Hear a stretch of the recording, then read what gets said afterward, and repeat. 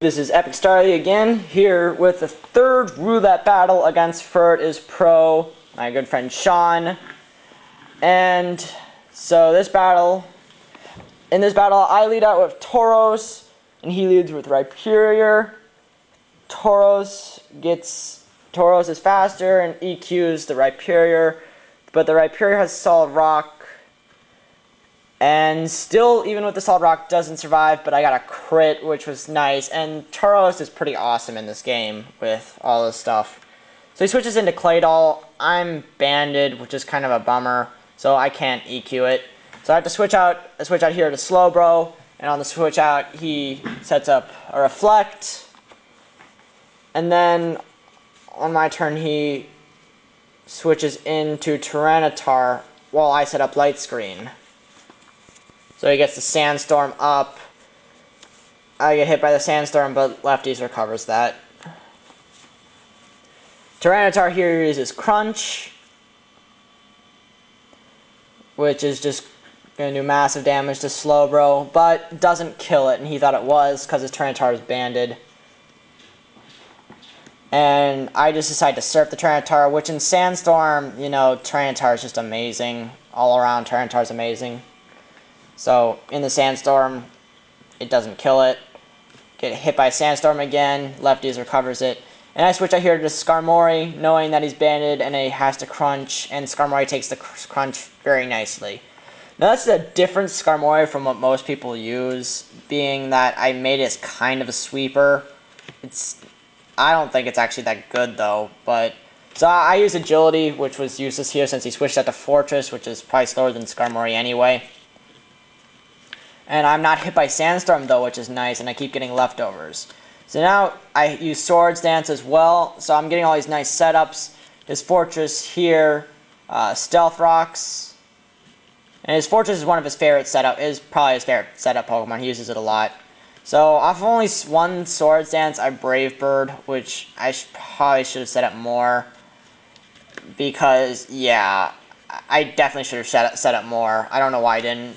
Skarmory takes the Explosion very, very well. I should not have Brave Birded there. After one Swords Dance, it didn't do much anyway. So, I get Leftovers Recovery. He switches into Donphan, and I Brave Bird here, which, against Donphan is just an amazing wall. Another more Swords Dance, it would have done probably more damage, but regardless. He Thunder Fangs here, which doesn't kill me. Once again, I would have gotten off another Brave Bird. So, really regretting I did not set up on the Explosion. So, here I Brave Bird. Which...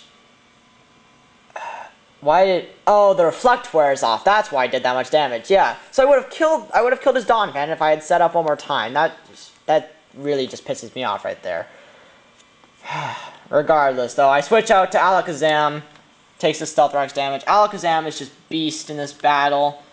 He switches out to Claydol, predicting a Psychic, but I Energy Ball, which Claydol's amazing defenses just take it completely. And now, here was an interesting move. I used Guard Swap because at the beginning of this battle, I thought it switched the defenses with your opponent, which I thought was just going to be amazing, but then I realized it switches defense changes, so that Guard Swap actually didn't do much, but at the time we thought it was really awesome. So it didn't actually do anything. And then I Energy Ball here, which I kind of now realize why I did that little damage. Alakazam keeps getting hit by Sandstorm. Energy Balls the Claydol again. It's a 4-hit KO, so doesn't kill him this turn. He Psychics, which doesn't really do much. Pataya Berry activates, which just makes Alakazam amazing here. Like, it just makes him amazing.